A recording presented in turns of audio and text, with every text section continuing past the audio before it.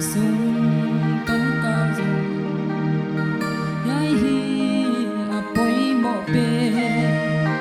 Giêsu nan nei ta hia in quan na dam u hia na nei na di nang le na in quan te hot dam na long a pilun mengi Christian in quan to pate na te so Antonin ling lo di a vul ngei lo Soang pi a king a in a ling ngei lo Tang tonin na biten di uhi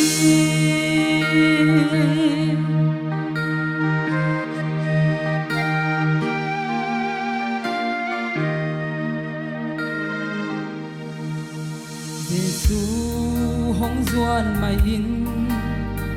bang dang angai no lo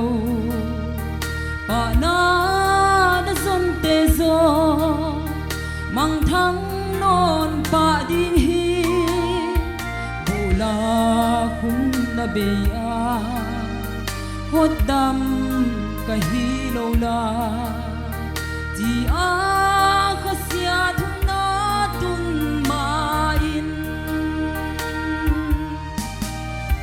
Christian in quan to pate na te so Antonin ling lo di a vul ngei lo Soang pi a king a in a ling ngei lo Tang tonin na biten di muhi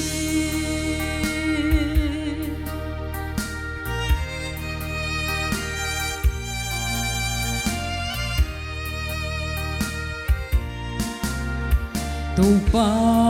nang tel lo in quan an wam thei lo Phatna kim mai lo go sum le san na te Bil ta pen nang nahi bang dang angai lo e Giêsu nang man in quan hong zem in Christian in quan to pate na te so Antonin ling lo di a vul ngei lo Soang pi a king a in a ling ngei lo Tang ton na biten di uhi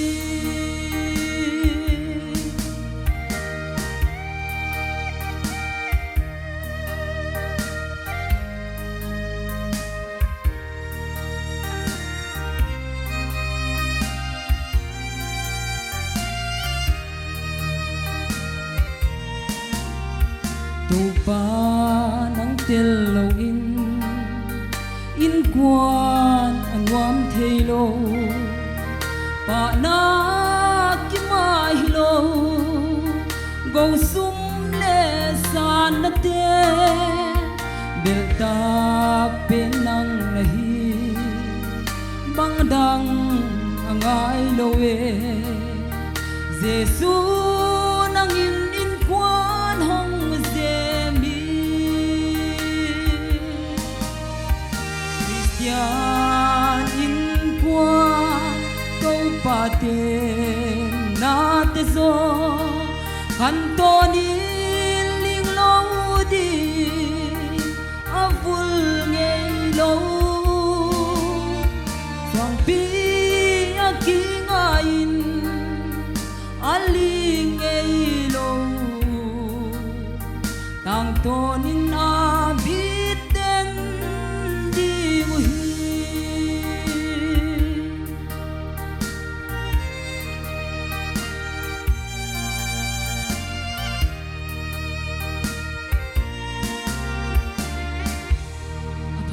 sabte tung tonin to pan hupina tang tahen